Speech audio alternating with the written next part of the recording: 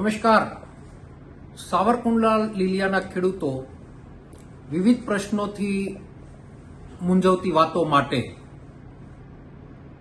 ચાહે ખાતરના ભાવ વધારાની વાત હોય કે ખેડૂતોને 5 લાખ રૂપિયા લોન ધિરાણ આપ્યા બાદ 2 લાખ પરત લેવાની વાત હોય અને 2024ના અતિવૃષ્ટિની અંદર સહાય પેકેજ ડિક્લેર કર્યું પણ હજુ સુધી કોઈના ફોર્મ નથી ભરાણા, આવા અનેક પ્રશ્નો સળગતા પ્રશ્નોની વાત લઈ તારીખ 6/8/2025ના બપોરના 2:30 વાગે એટલે કે 2:30 વાગે નગરપાલિકાની સામેથી પ્રાંત ઓફિસ સુધી આવેદનપત્ર આપવા જવાનું છે.